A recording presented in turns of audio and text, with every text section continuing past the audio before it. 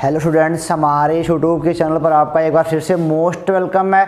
आज हम आपके लिए लेकर उपस्थित हुए हैं क्लास 9th का फिजिक्स चैप्टर ग्रेविटेशन का लास्ट लेक्चर। इस वाले लेक्चर में हम सब खत्म कर लेंगे, यानी कि पूरा ग्रेविटेशन यानी कि गुरुत्वाकर्षण इसी वीडियो के साथ ख़त्म होने वाला है। तो अगर आप इससे पहले की वीडियो नहीं देख के आए हो तो लिंक डिस्क्रिप्शन बॉक्स में मौजूद है, आप वहां से सारे फिजिक्स के चैप्टर या फिर इस चैप्टर के जो भी टॉपिक हैं उसको देख के आ जाओ। क्लास 9th प्लेलिस्ट बना हुआ है वहाँ पे, ठीक है ना।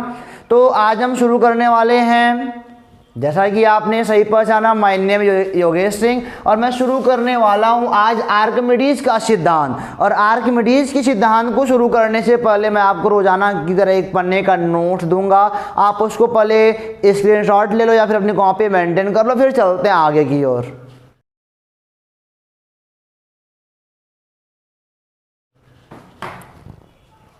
तो उम्मीद करते हैं कि आपने स्क्रीनशॉट ले लिया होगा। मैं शुरू करता हूं अब आर्किमिडीज के सिद्धांत को, ठीक है ना। आर्किमिडीज एक भौतिक विज्ञान के वैज्ञानिक का नाम था, एक वैज्ञानिक है कह सकते हो। और आर्किमिडीज का सिद्धांत अगर आपको बेहतरीन ढंग से जानना है तो बस लगे रहो, मज़े से देखते रहो और मज़े में पढ़ाई करते रहो, कोई प्रॉब्लम वाली बात नहीं है, सब कुछ आसान है। उतना आसान है कि मतलब कहे कि बहुत आसान है। अब देखो जरा, आपने क्या लिखा होगा आर्किमिडीज के सिद्धांत में बच्चों, आपने क्या लिखा है कि जब किसी वस्तु को किसी द्रव में पूर्ण या आंशिक रूप से डुबोया जाता है, समझो मेरी बात को, लिखे तो ही प्रैक्टिकल यहाँ पे करते हैं। चलो मान लो ये हमारे पास कोई मतलब कि बर्तन है और बर्तन में मान लो चलो वाटर भरा हुआ है। क्या भरा हुआ है? वाटर है। बर्तन में है वाटर, बर्तन में क्या है? वाटर है। चलो ठीक है, वाटर में पानी होता है, ठीक है ना। तो जब किसी वस्तु को मान लो यहाँ पे एक रस्सी है और रस्सी में इस वस्तु है हमारा ये है, ठीक है ना, ये हमारा एक मतलब कि ब्लॉक है, एक बॉडी है, एक पिंड है, उसको डुबोया जा रहा है पूर्ण या आंशिक रूप से। पूर्ण मतलब कि पूरा ढकेल दो पानी के अंदर। देखो पूर्ण माने क्या होता है, ऐसा होता है। ये हमारा हो गया पानी पानी और ये हमारा हो गया रस्सी और ये हमारा ब्लॉक हो गया। ये देखो पूर्ण रूप से डूबा हुआ है, इसे क्या बोलते हैं? ये पानी के अंदर पूर्ण रूप से डूबा हुआ है और ये आंशिक रूप से डूबा हुआ है, ठीक है ना। तो अगर आधा तिहा है तो बोलेंगे आंशिक रूप से डूबा हुआ है, और पूरा मतलब तो होता है पूर्ण रूप से डूबा हुआ है, ठीक है ना। यहाँ तक बात समझ गया तो मार्कर को देते हैं एनर्जी, फिर चलते हैं आगे की ओर, ठीक है। अब देखो जरा, तो वह वस्तु ऊपर की ओर एक बल का अनुभव करती है। तो इसके अगर पीछे का वीडियो नहीं देख के आओ तो देख के आ जाओ, सब कुछ यहाँ भी क्लियर हो जाएगा। सपोज करो ना, एक बात नहीं समझो, मान लो तुम्हारे पास बाल्टी में पानी है और तुम एक बॉल पकड़ लिए हो, बाल को बाल्टी के अंदर जाके डाल दिए, मतलब ये प्लास्टिक का बॉल जो खेलते बोलते हो आप हो, चाहे रबड़ का बॉल, आपने हाथ में लिया और आपने पूरा पानी के अंदर जाके डुबो दिया। जब आपने हाथ निकाला ना तो बाल ऊपर आ गई, बाल अपने आप, मैंने ज़मीन पर रख के आया था, मतलब कि इस पानी की सतह पर मैंने बाल को छोड़ के आया था, लेकिन फिर से बाल क्या हो गई? ऊपर आ गई। अच्छा सोचो जरा, बाल ऊपर क्यों आई?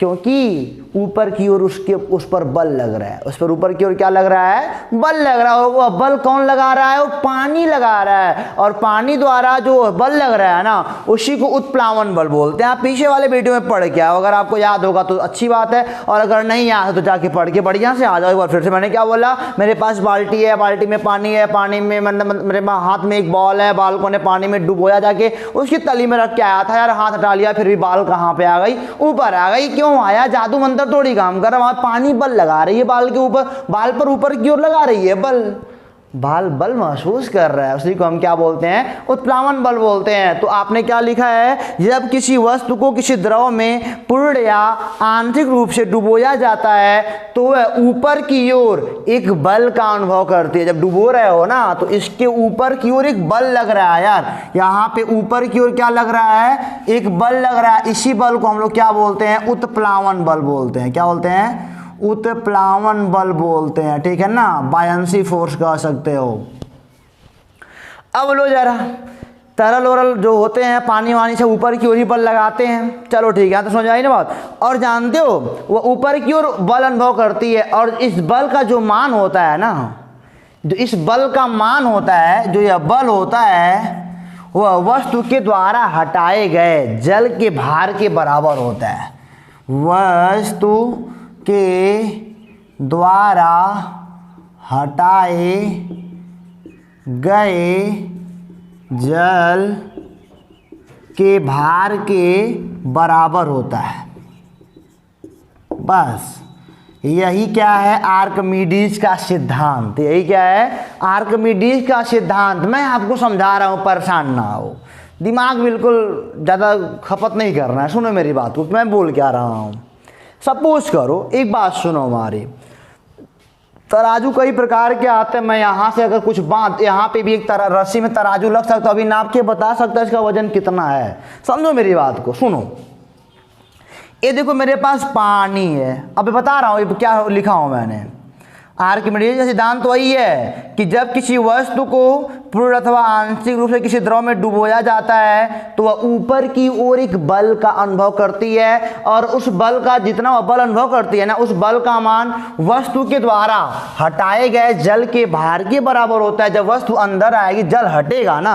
अरे भाई सपोज करो ना, आप मान लो पानी में जब हाथ डालोगे तो जहाँ हाथ जाएगा उतना दूर का जल तो हटेगा ना, वहाँ तब बने जाएगा।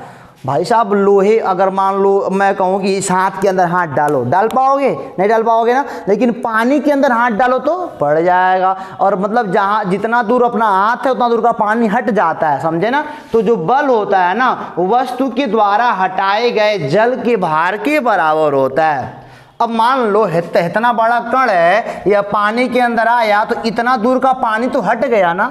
इतना दूर का पानी क्या हो गया, हट गया। इतने दूर का जो पानी का भार होता है ना, इतने दूर के पानी कुछ वजन रहा होगा, 1 किलो 2 किलो कुछ रहा होगा। मान लो इतने दूर के पानी का वजन मान लो 1 किलो है, चलो मान लो 1 किलो है, तो इतने दूर के पानी का भार कितना होगा, तो W भार बराबर क्या होता है, mg, यानी कि 1 × 10 यानी कि 10 न्यूटन। कितना, 10 न्यूटन, यानी कि इतना दूर का जब पानी हटा ना तो 10 न्यूटन भार मतलब कि क्या हो गया, हट गया कह सकते हो। वही 10 न्यूटन क्या हो रहा है, ऊपर की ओर लग रहा है। जितना पानी हटा उतने का भार निकाल लिया, और उतना भार क्या हो गया, वही भार क्या लग रहा है, ऊपर की ओर। यही कहता है आर्किमिडीज का सिद्धांत, कहता है कि जितने दूर का पानी या वस्तु हटा रहा है ना, उतने दूर का अगर भार निकाल लोगे, 1 किलो पानी हटा रहा है तो 10 न्यूटन का भार, 2 किलो हटा रहा है तो 20 न्यूटन का भार, 3 किलो हटा रहा है तो 30 न्यूटन का भार। मतलब कि जितना पानी हटा रहा, मतलब जितना पानी हट जा रहा है उतना भार, उतने भार के बराबर इस पर ऊपर की ओर क्या लगता है, बल लगता है। वास्तव में ये हो रहा है। सुनो अब सुनो जरा, प्रैक्टिकल करते हैं, छोटा सा प्रैक्टिकल करते हैं। भार और द्रव्यमान समझ रहे हो ना। चलो मान लो हमारे पास एक ब्लॉक है, हमारे पास एक पिंड है, चलो ठीक है। पिंड का द्रव्यमान चलो भैया मान लेते हैं 5 किलो है। कितना है, 5 किलो है। अगर पिंड का द्रव्यमान 5 किलो है तो बता सकते हो पिंड का भार क्या होगा, बाहर W बराबर mg से आप बोलोगे सर जी 5 × 10 यानी कि पिंड का भार 50 न्यूटन है। कितना है, 50 न्यूटन है। चलो ठीक है, पिंड का भार हमारा कितना है, 50 न्यूटन का है, कोई बात नहीं है। अच्छा, ये बाहर यहाँ पे जब रस्सी में लटकाओगे तो मान लो यहाँ अगर पिंड है तो इस समय पिंड का भार, अगर यहाँ पे मान लो यहाँ पे कमानी लग, जो मतलब यहाँ पे मान लो भार नापने वाला कोई स्केल लगा हुआ जो भार नाप देगा, आपका भार नाप देगा। रस्सी जितना टाइट होगा नीचे जाएगा और भार नापेगा। इस समय जब ये हवा में है तब इसका भार कितना है, ये आया बेटा 50 न्यूटन। कितना आया, 50 न्यूटन है, ठीक है ना। अब जब मैंने इसको पानी के अंदर डाला, सुनो जरा, अब यह जो है ना, अब यहाँ ऐसे नहीं रहा, अब यह थोड़ा सा पानी के अंदर आया, थोड़ा सा पानी के अंदर आया, तो जान रहे हो क्या हो गया, अब भार 50 नहीं बता रहा है, अब भार घट गया। अब भार क्या हो गया, अब बता रहा है यार, मोटी मोटा मान लेते हैं, अब बता रहा है 40 न्यूटन। कितना बता रहा है, देखो इतना डूबा हुआ है, कितना बता रहा है, 40। अच्छा 10 न्यूटन कम क्यों हो गया, समझो मेरी बात को, 10 न्यूटन भार कम क्यों हो गया, क्योंकि जब इतना डूबा ना, तो इतना जब डूबा तो इतना दूर का पानी हटा, इतना दूर का पानी क्या हुआ, हटा। अब इतना दूर का पानी का कुछ द्रव्यमान रहा होगा, कुछ भार रहा होगा, तो जितना भार पानी हट गया उतना भार ऊपर की ओर बल लगने लगा, तो 10 न्यूटन ऊपर लगा। देखो 10 न्यूटन के बराबर, समझ जान लो, 10 न्यूटन यहाँ पे बल कम क्यों हुआ, या 10 न्यूटन का भार कम क्यों हुआ, क्योंकि इतने दूर का जो पानी का भार था ना वह 10 न्यूटन का था, और जितना पानी का भार हटा है उतना ऊपर की ओर लगा है। इसी को बोलते हैं आर्किमिडीज का सिद्धांत बोलते हैं, ठीक है ना। अब समझो जरा, अब मान लो एक समय ऐसा आएगा, यह पूरा जमीन के पानी के अंदर आ गया, लो पूरा पानी के अंदर डूब गया।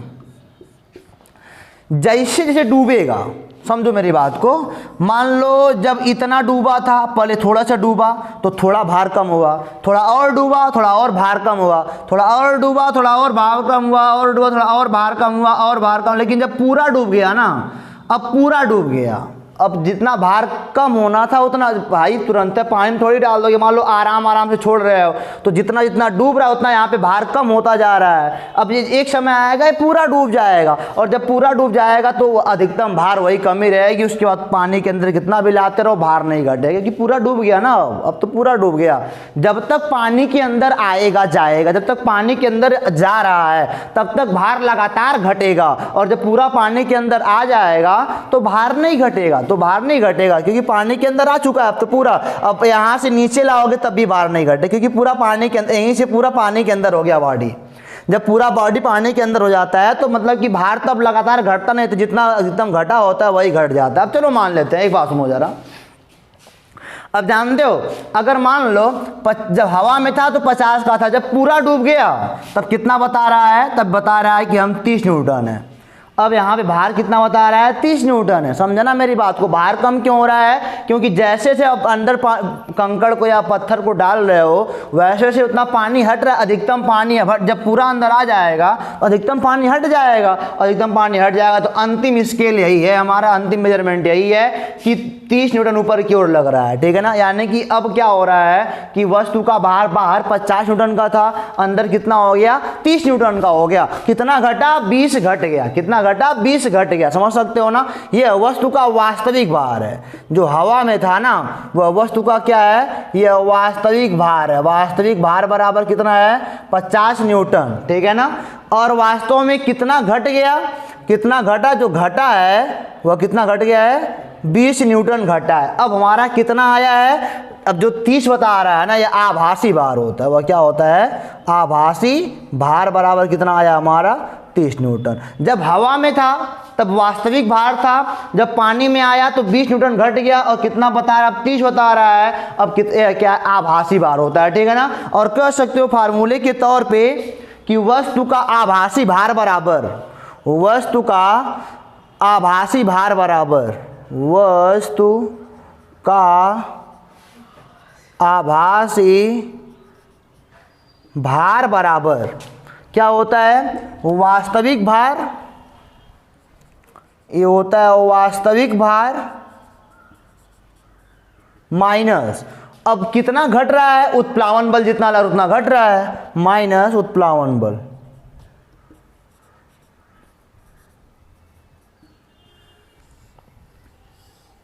समझ गया ना। वस्तु का आभासी भार क्या होता है कि वास्तविक भार माइनस उत्प्लावन बल। अच्छा समझो मेरी बात को, यह घट क्यों रहा है आखिर, क्योंकि उतना ऊपर उत्प्लावन, पानी क्या लगा रहा है, ऊपर की ओर उत्प्लावन बल लगा रहा है, तो उत्प्लावन बल 20 का लगा होता तब 30 आया है। तो यानी कह सकते हो जो वस्तु का आभासी भार होता है वह वास्तविक भार माइनस क्या होता है, उत्प्लावन बल होता है। उत्प्लावन बल जितना ज़्यादा होगा उतना भार में आपकी कमी आएगी। ये अब सब कोई आपसे सवाल करता है कि बताओ पहले 50 था अब 30 क्यों हो गया, तो बोलना 20 घट गया। 20 क्यों घटा, क्योंकि 20 न्यूटन क्या लग रहा है, ऊपर की ओर पानी बल लगा दे रहा है। सपोज करो, मैंने एक बार कहा था आपसे ना, ये मान लो हमारे पास पिंड है और इस पिंड को इधर से कोई खींच रहा है 50 न्यूटन से, इधर से कोई खींच रहा है 20 न्यूटन के बल से, तो बताओ इस पिंड पर नेट बल कितना लग रहा है, नेट बल तो 30 का लग रहा है ना, नेट फोर्स कितना लग रहा है, 30 का लग रहा है, ये आपको पता है। उसी प्रकार यहाँ पे मैं कह रहा हूं, ये नीचे जा, देखो हवा में इसका भार था 50 न्यूटन, जब पानी में पूरा अंदर चला गया तो 20 का ऊपर, देखो नीचे कितना लग रहा है 50 न्यूटन, ऊपर कितना लग रहा है 20 न्यूटन। ये 20 न्यूटन कौन लगाया है, जल लगाया, जल ऊपर की ओर लगा रहा है, तो 50 नीचे 20 ऊपर, तो नेट फोर्स कितना हमारा आ गया 30 न्यूटन आ गया। अब वस्तु का भार कितना हो गया 30 न्यूटन हो गया, पानी क्योंकि ऊपर की ओर बल लगा रहा है। इसी को हम लोग कहते हैं बच्चों आर्किमिडीज का सिद्धांत कहते हैं। मैं आपसे एक बार फिर से रिपीट करता हूं कि जब कोई द्रव जल में पूर्ण या आंशिक रूप से डुबोई जाती है तो वस्तु के द्वारा तो आपने क्या लिखा है आगे, तो वस्तु के द्वारा पानी, नहीं ऐसे बोलो, आराम से बोलते हैं कि जब कोई वस्तु जल या किसी द्रव में पूर्ण या आंशिक रूप से डुबोई जाती है तो उस पर ऊपर की ओर एक बल लगता है। ऊपर की ओर क्या लगता है, एक बल लगता है, और वह बल वस्तु के द्वारा हटाए गए जल के भार के बराबर होता है। जितना पानी हटेगा उसका भार बराबर उत्प्लावन बल, यही होता है। इसी पे बना है प्लवन का नियम। इसी पे क्या बन गया है, प्लवन का नियम। एक नाम और आ गया हमारे पास प्लवन, एक है हमारा, आप देखो प्लवन का नियम क्या कहता है। एक तो हो गया आर्किमिडीज का सिद्धांत हो गया, प्लवन का नियम क्या कहता है यह भी आप जान लो कि एक वस्तु, बोल रहा है सुनो ध्यान से, एक वस्तु किसी द्रव में तैरेगी यदि वस्तु का भार उसके द्वारा विस्थापित द्रव के भार के बराबर हो। समझो मेरी बात को जरा, मैं क्या बोल रहा हूँ यहाँ पे, इसको मिटा रहा हूँ। कह रहा है एक वस्तु जल में या द्रव में तैरेगी, समझो मैं क्या बोल रहा हूँ, रुक जाओ एक सेकंड। एक वस्तु द्रव में या जल में या जो भी हो, तरल वरल हो, जो भी हो, उसमें तैरेगी। सुनो जरा, एक वस्तु किसी द्रव में तैरेगी यदि वस्तु का भार उसके द्वारा विस्थापित द्रव के भार के बराबर हो। क्या बोल रहा है, एक जो वस्तु है ना, सपोज करो, यहाँ देखो यार ध्यान से, ये सपोज करो कि मान लो द्रव है और यहाँ पे क्या है हमारा एक ऑब्जेक्ट है, ठीक है ना, एक क्या है ऑब्जेक्ट है। तो ये ऑब्जेक्ट तैरेगा, ये ऑब्जेक्ट तैरेगा, लेकिन कब, यह तब तैरेगा यदि जो वस्तु का भार है ना, जो वस्तु का भार है वह वस्तु द्वारा हटाए गए जल के भार के, वह वस्तु द्वारा हटाए गए जल के भार के बराबर हो। मैंने क्या बोला, एक वस्तु जल में तैरेगी अगर जो वस्तु का भार है, वस्तु का जो मतलब कि जो भी 50 न्यूटन भार था ना पीछे वाले में, जो भार है वस्तु के द्वारा हटाए गए जल के भार के बराबर। अतः यह मतलब कि अगर यह वस्तु अपने भार के बराबर जल हटाने में से मतलब समर्थ रही, अगर यह वस्तु यानी कि अगर इसका 50 न्यूटन का भार है तो अगर यह 50 न्यूटन का भार हटा लेगी, समझने मेरी बात समझो जरा, अगर 50 न्यूटन का नीचे लगेगा, सपोज करो यार मैं क्या बोल रहा हूँ, अच्छा सुनो मेरी बात को, मैं बोल रहा हूँ अगर मान लो यह बॉडी है, अगर यहाँ पे इधर से लगा रहे हो 50 न्यूटन का और इधर से भी क्या लगा रहे हो 50 न्यूटन का, तो बताओ बॉडी कहीं जाएगी? अब की बॉडी कहीं नहीं जाएगी। उसी प्रकार अगर देखो इसका भार अगर मान लो 50 न्यूटन है तो नीचे कितना लग रहा है 50 न्यूटन, कितना लग रहा है 50, और ये इतना पानी हटा दी है, इतना पानी है ना, पानी का है तो पानी है तो कुछ द्रव्यमान है, तो जो द्रव्यमान उसका भार भी है। अगर ये इतना पानी हटा दी है कि अगर ये 50 न्यूटन भार के बराबर पानी हटा दी है, तो 50 न्यूटन के भार के बराबर अगर पानी हटा दी है तो उत्प्लावन बल भी कितना लगेगा 50 न्यूटन का। अब देखो जितना बल नीचे उतना बल ऊपर, देख लो उत्प्लावन बल मैं बता रहा हूँ, उत्प्लावन बल बराबर पानी के द्वारा वस्तु पर ऊपर की ओर लगाया गया बल, ऊपर की ओर लगाया गया बल। तो 50 न्यूटन का नीचे 50 का ऊपर, अब बॉडी कहीं नहीं जाएगी, अब यहीं पे क्या होगी तैरेगी। अच्छा सपोज करो एक बात और समझो कि कौन सा ऊपर तैरता है चल के, ये देखो जरा, ये कुछ बॉडी होती है ना, कुछ ऐसे तैरती हैं, ठीक है ना, ये कुछ बॉडी ऐसे होती है, कुछ ऐसे तैरती हैं, आधा पानी में होती हैं और आधा ऊपर होती है ना। तो अब देखो मान लो बॉडी का यहाँ पे इसका भी भार मान लो 50 न्यूटन हो, तो इतना ही जितना डूबा हुआ है उतना ही पानी का भार कितना होगा 50 न्यूटन। जब ऐसा होता है तब क्या होता है, इतना पे डूबती है, यानी कि इतने पानी मतलब कि बॉडी कितना ही पार डूबा तो तरल का भार कितना हो गया, 50 न्यूटन तरल हट गया तो उतना ऊपर लगने लगा। उत्प्लावन बल पानी के द्वारा वस्तु पर ऊपर की ओर लगाया गया बल, या फिर क्या बोलोगे, तरल के द्वारा वस्तु पर ऊपर की ओर लगाया गया बल। और एक बात और जानो कि ऊपर की ओर कितना बल लगेगा, ऊपर की ओर लगाया गया बल बराबर कितना, ऊपर की ओर कितना बल लगेगा, तो एक बता देना कि मतलब कि वस्तु द्वारा हटाए गए तरल के भार के बराबर, वस्तु द्वारा हटाए गए तरल के भार के बराबर।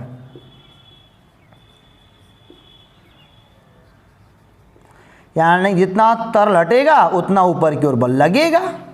अगर 10 न्यूटन मतलब कि मान लो इतना मास हट गया है कि 10 न्यूटन का हटा है तो 10 न्यूटन ऊपर लग जाएगा। तो जितना तरल हट रहा है वस्तु के द्वारा उतना बल ऊपर लगेगा, ठीक है ना। और यही जो होता है, सपोज करो, अब इसका ये मतलब सपोज कर लेते हैं कि ये लग रहा है नीचे की ओर लग रहा है 50 और मान लो उत्प्लावन बल 20 का हो। अब वस्तु क्या होगी, अब तो डूब जाएगी। उत्प्लावन बल कम पड़ गया ना, उत्प्लावन देखो नीचे 50 वस्तु का भार और पानी कितना बल लगा रहा है, 20 का। पानी या फिर कोई तरल हो सकता है, वो 20 का लगा रहा है तो जाहिर सी बात है क्या होगा, ये नीचे कितना लग रहा है, 30 का एक्स्ट्रा लग रहा है ना, तो नीचे डूब जाएगा। यानी कि जब उत्प्लावन बल बराबर वस्तु के द्वारा हटाए गए जल का भार बराबर, ऐसे कर उत्प्लावन बल बोलो या वस्तु के द्वारा हटाया गया जल का भार बराबर वस्तु का भार, तो वस्तु तैरेगी नहीं, तो वस्तु तैरेगी नहीं, ठीक है ना। यह बात हमारी होती है खत्म, ज़्यादा चर्चा नहीं करेंगे। मैं एक बार लास्ट बार बोल रहा हूँ कि किसी भी तरल में वही वस्तु तैरने वाली है, किसी भी तरल में वही वस्तु तैरने वाली है जो वस्तु अपने भार के बराबर तरल को विस्थापित कर ले। अपने भार के बराबर विस्थापित नहीं कर पाएगी तो नहीं तैरेगी। या फिर कह सकते हो कि तैरने के लिए वस्तु का घनत्व तरल के घनत्व से कम होना चाहिए। अगर आप तैरना मतलब घनत्व के पदों में, वस्तु तभी तैरेगी जब तरल का घनत्व वस्तु के घनत्व से ज़्यादा हो या वस्तु का घनत्व तरल के घनत्व से कम हो। यानी कि मैंने क्या बोला, मान लो यह पानी है, इसका घनत्व कितना है, 1000 किग्रा पर मीटर क्यूब, तो 1000 किग्रा से कम डेंसिटी वाले सब तैरेंगे इसके ऊपर, ठीक है ना। और ऐसा कुछ आ जाए, पानी में लोहा पड़ जाए तो लोहा डूब जाएगा। क्यों? क्योंकि जो लोहे की डेंसिटी है वह पानी की डेंसिटी से क्या है, ज़्यादा है, तो वह डूब जाएगा। और जिनका डेंसिटी पानी से कम होगा वह उसमें तैरेगा। चलो अब बात करते हैं आपेक्षिक घनत्व की, ठीक है ना। आर्किमिडीज का सिद्धांत हो गया ना, अब हम बात करने जा रहे हैं आपेक्षिक घनत्व की। तो आर्किमिडीज का सिद्धांत क्या कहता है, जरा मन में अपने पढ़ो तो एक बार, कि जब कोई वस्तु किसी तरल में पूर्ण अथवा आंशिक रूप से डुबोई जाती है तो वस्तु पर ऊपर की ओर एक बल लगता है और वस्तु पर ऊपर की ओर लगने वाला बल वस्तु द्वारा हटाए गए जल के भार के बराबर होता है, ठीक है ना। यही क्या होता है, आर्किमिडीज का सिद्धांत होता है। अब देखो आपेक्षिक घनत्व क्या होता है, तो आपने लिखा होगा किसी पदार्थ का आपेक्षिक घनत्व, किसी पदार्थ का आपेक्षिक घनत्व। अभी मैं बताता हूं ये क्यों बनाया गया, बराबर पदार्थ का घनत्व बटे पानी का घनत्व या जल का घनत्व। सुनो मेरी बात को, संसार में हर एक पदार्थों का अपना अपना डेंसिटी होता है। संसार में हर एक पदार्थ का क्या होता है बच्चों, अपना अपना डेंसिटी होता है। पानी का अपना अलग है, लोहे का अलग है, चांदी का अलग है, सोना का अलग है, प्लास्टिक का अलग है, सबका अपना अपना अलग डेंसिटी होता है, ठीक है ना। तो क्या हम सबको याद कर पाएंगे क्या? नहीं, सबको नहीं याद कर पाएंगे, बड़ा मुश्किल काम हो जाएगा हमको। लेकिन जल का याद है कि सबको पता होगा कि जल का घनत्व क्या होता है। जल का जो घनत्व होता है ना, यानी कि होता है 1000 किग्रा प्रति मीटर क्यूब, यानी कि 1 मीटर क्यूब आयतन में 1000 किलोग्राम पानी आता है, ठीक है ना। ये सबको याद है। इसको 10⁻³ बोल सकते हो, 10⁻³ किग्रा प्रति मीटर क्यूब होता है, ठीक है ना। अब सुनो मेरी बात को, बढ़िया सुनना, ध्यान सुनना। कि जो आपेक्षिक घनत्व होता है ना, आपने बोलोगे कि किसी पदार्थ का आपेक्षिक घनत्व उस पदार्थ के घनत्व तथा पानी के घनत्व के अनुपात के बराबर होता है। अब सहायता क्या मिली हमको यहाँ पे, अब मान लो कोई कह दे, मैं नॉर्मली मुझे एग्जैक्ट नहीं पता है उसमें कितना होता है, लेकिन मैं एक सवाल आपको लगा रहा हूँ। मान लो कोई कह दे कि लोहे का घनत्व 5 है, लोहे का घनत्व कितना है, मान लो बोलता है कोई 5 है, आपेक्षिक घनत्व, लोहे का आपेक्षिक घनत्व कोई बोलता है 5 है। तो अब बोलो लोहे का घनत्व क्या होगा, लोहे का आपेक्षिक घनत्व कितना है, 5 है, तो लोहे का बताओ घनत्व क्या होगा। तो देखो लोहे का आपेक्षिक घनत्व बराबर क्या हो जाएगा, लोहे का घनत्व, पदार्थ तो लोहा आ जाएगा भाई, लोहे का घनत्व बटे पानी का कितना होता है 10/3। तो लोहे का कितना हो जाएगा बच्चों, लोहे का घनत्व बराबर 5 × 10⁻³ किग्रा प्रति मीटर क्यूब। और आपेक्षिक घनत्व केवल एक अंक है। देखो जरा, आपेक्षिक घनत्व का फार्मूला क्या होता है, पदार्थ का घनत्व बटे पानी का घनत्व, ऊपर जो मात्रक आएगा वही मात्रक क्या होगा, नीचे आएगा, मात्रक मात्रक कट जाएंगे, क्या बचेगा, केवल अंक पर बचेगा। तो आपेक्षिक घनत्व हमको यह बताता है कि पदार्थ का जो घनत्व है ना वह पानी से कितने गुना ज़्यादा है या कितने गुना कम है। अगर मैंने बोला लोहे का आपेक्षिक घनत्व 5 है, तो लोहे का डेंसिटी कितना आएगा, पानी से 5 गुना ज़्यादा आएगा, 5 × 10⁻³ किग्रा प्रति मीटर क्यूब। मैंने एग्जाम्पल भी लिखा है कि चांदी का आपेक्षिक घनत्व बेटा है 10.8 है, तो बताओ कि चांदी का डेंसिटी क्या होगा, तो 10.8 × 10⁻³ अगर हमको आपेक्षिक पता है तो हम उसका डेंसिटी निकाल सकते हैं। आपेक्षिक एक अंक है जो हमारी मदद करता है। मैं बार बार इतने बड़े बड़े चीज़ नहीं लिखूंगा।